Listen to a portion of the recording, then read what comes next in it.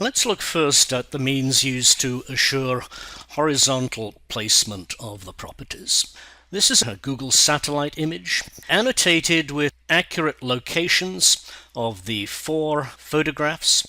This was then placed onto a plane in a 3D program, and on top of this was brought in the original Santa Cruz Department of Public Works 1969 survey.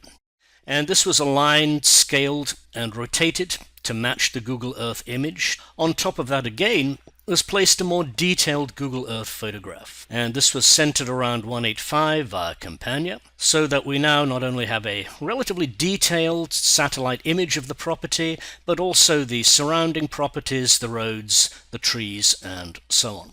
Let's hide those original 2 images, just concentrate on the detailed satellite photograph, and bring in models of the existing houses, which were located over the Google Earth image so that we have accurate horizontal placement. These properties not only need to be placed accurately horizontally, they need to be placed accurately vertically. And for this we used the May 2015 survey by Edmondson and Associates, which went along via Campania.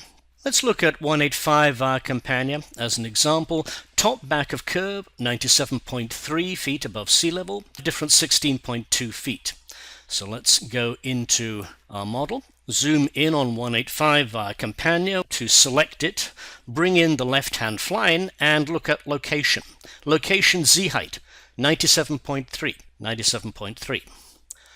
Dimensions, Z dimension, that's the vertical dimension, 16.2. And this was used all along the street. All the buildings are vertically located and scaled accurately using the Edmondson surveys. The next part of the photo matching exercise is locating the cameras and making sure that the virtual cameras in our 3D program match the actual physical properties of the cameras that we used to take the original shots. Let's start with this one. Let's look at the photo locations, and we can see that the camera is located, that's a little orange dot, exactly on the cross. Details of the camera we can see in the right hand panel here. Focal length 70mm. This is the same focal length that was used to take the original photograph, the digital photograph on site. Camera presets, the sensor width is 25mm, and again that matches the physical characteristics of the electronic camera used to take the image.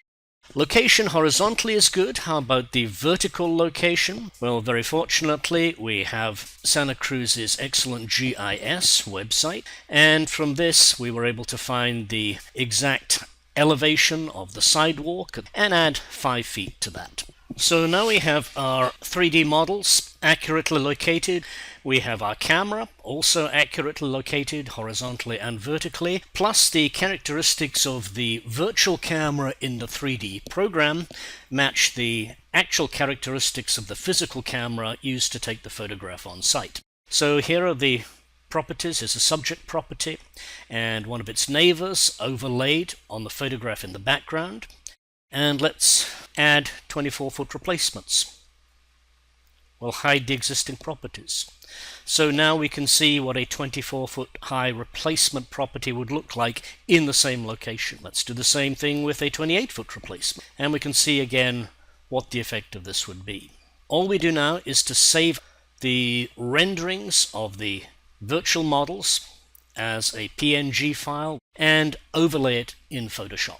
Here is rendering showing the 24-foot proposed extension to the existing property, and it's been saved as a PNG file with transparency.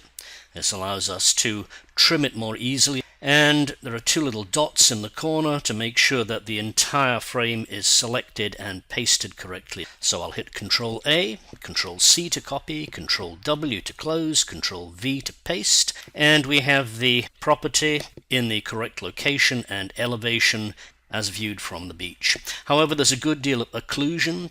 There's vegetation and existing properties in front of it. What I've done is to paint over those with a black brush so that when we bring in our image, I can select the outline of that black cutaway, delete it, and we've got our property correctly occluded in position as it will be seen from the beach if constructed.